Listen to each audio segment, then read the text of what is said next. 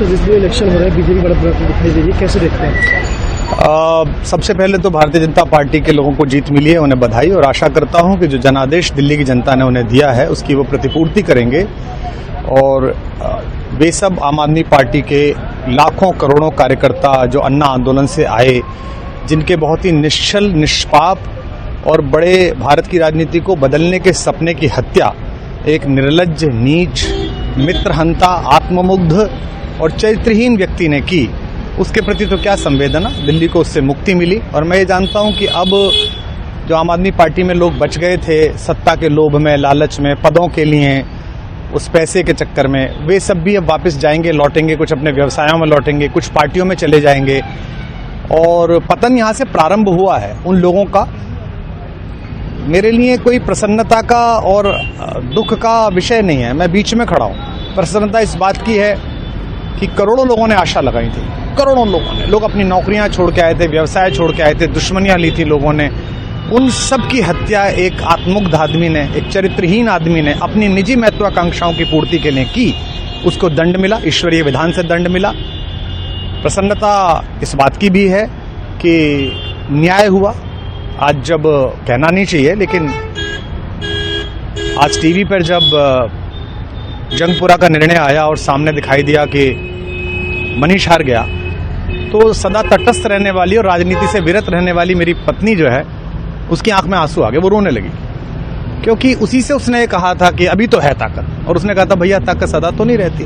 तो ये अहंकार आशा करता हूं अगले लोग नहीं करेंगे, जो बाकी दल है वो नहीं करेंगे, इससे सबक लेंगे। और दिल्ली के नागरिकों को मैं अच्छे शासन के लिए बधाई देता हूं। अब भारतीय जनता पार्टी अपने नेतृत्व में सरकार बनाकर दिल्ली के जो दुख थे पिछले 10 वर्ष के, उन्हें दूर करे। और आम आदमी पार्टी के समस्त कार्यकर्ताओं को कहता हूं कि आपने जिस किसी भी लोभ लालच में, सब कुछ जानते हुए एक ऐसे व्यक्ति के समर्थन में काम किया जिसने अपने मित्रों की पीठ में झुरा घोंपा, गुरु को धोखा दिया, अपने साथ कंधे से कंधा मिला के लड़ने वाली महिलाओं को अपने घर लाके पिटवाया, अपनी निजी सुख और साधन के लिए जनता का पैसा खर्च किया, अब उससे आशा लगानी छोड़ें, अब बाहर निकलें, अपना अपना जीवन देखें। मुझे राघवेंद्र सरकार राम की कृपा मिली, जिनका ये घर है, जिनकी कृपा से मैं यहाँ खड़ा हूँ। मुझ पर कृष्ण कृपा हुई कि मैं इस निर्लज्ज सर्कस से बाहर आ सका। मैं उन सब से भी अच्छे भविष्य की कामना करता हूँ कि वो कोई गंदगी ना फैलाएं कहीं भी, वो लौट जाएं अपने शिविरों में। जिस तरह माधव को, कृष्ण को दूत देखकर भी भरी सभा में अट्टहास करने वाला दुर्योधन जो ये कहता था सुचिग्रम नैव दास्यामि बिना युद्धे न केशवः, बिना युद्ध के 5 गांव भी नहीं दूंगा, आज वो अपनी सीटों के लिए तरस रहा है। और मुझे पता है कि इस दुर्योधन का अंत भी टूटी हुई जंघा के साथ बड़ा ही दारुण होगा, और भारतीय राजनीति एक कलंकित अध्याय के रूप में इस बौने दुर्योधन को और इसके दरबार के तमाम शकुनियों को याद करेगी। मैं उनकी मुक्ति की कामना करता हूं कि ईश्वर उन्हें इस दुख से बाहर निकाले, और समस्त लोगों को बधाई देता हूं कि चलिए अंततः न्याय हुआ।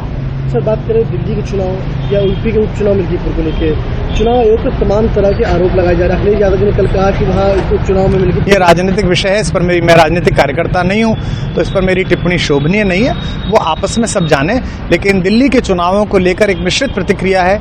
दुख है कि अन्ना आंदोलन से एक ऊर्जा जो पैदा हुई थी, जिससे देश में एक सकारात्मक बदलाव हो सकता था, एक वैकल्पिक राजनीति हो सकती थी, उसकी हत्या एक अहंकारी आदमी ने, एक आत्ममुग्ध और असुरक्षित आदमी ने कर दी।